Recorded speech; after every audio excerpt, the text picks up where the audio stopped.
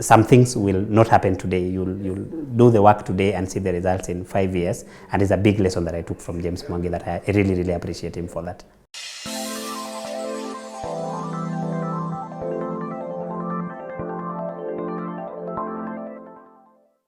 My name is Erick Oude. I'm a co-founder and the Chief Operating Officer at Zeraki. I'm also an Equity Leaders Program alumni. I joined the program in 2010 and I've been part of the program since then.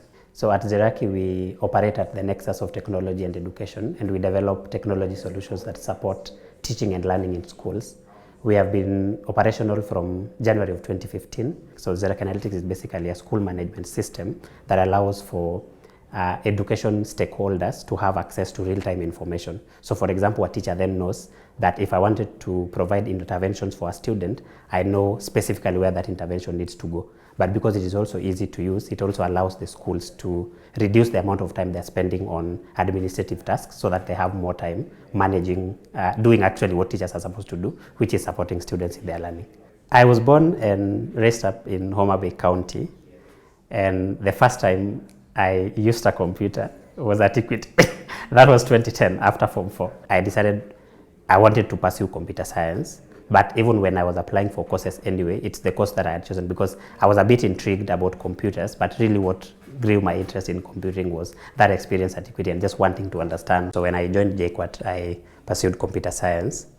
And as part of the training for computer science, of course, you understand, you learn the basics of computing, the foundational knowledge of computing, you learn programming and all that. When I finished JQuat, I had an option of going to work for a corporate, but the experience at Equity, because if you know the Equity story, Equity is, the mission is to champion the socio-economic prosperity for the people of Africa, and James is very good at telling that story.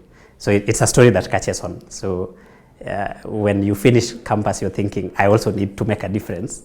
And I thought maybe going into corporate was not the best way to make a difference. So together with my co-founder, who we also met at Equity, Isaac Oching, we teamed with two of our other friends and started Zeraki to use technology to support teaching and learning in Africa.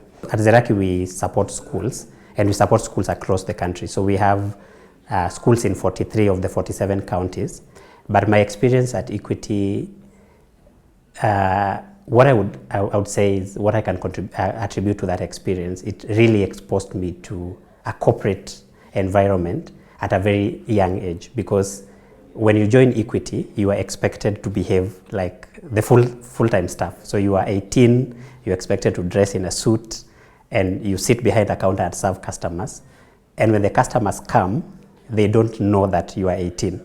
And ideally, they don't care, and they shouldn't care. So they expect you to serve them with the same level of excellence that someone who has gone to college to study about marketing is doing. So it forces you to grow up, really. And I think handling that money at that early age also forces you to be disciplined. I'm an orphan, so probably without the support of the program, maybe I might not have finished college, but it allowed me to get a little money in my pocket and support myself through college, but also then develop a network of friends that I can draw on. And as part of then the program, it also taught me about mentorship, because I used to mentor high school students. And one of the things that I got from Equity even at that time is if you believe in people and you give them the opportunity, then they will grow into that responsibility. But giving people responsibility without training them sometimes again is setting them up for failure, because when somebody comes in, they might not be at the level of performance that you need them to be at. So you need constant training, you need constant mentorship, and just helping them get up to speed on the job. And it's something that I saw a lot at Equity and has influenced the manager I am today. For the young people who are graduating from college, I mean, if you can get a job, go for it. But the truth is there are not so many job opportunities. So you don't need to be hopeless. Find something that you are passionate about, put your mind to it.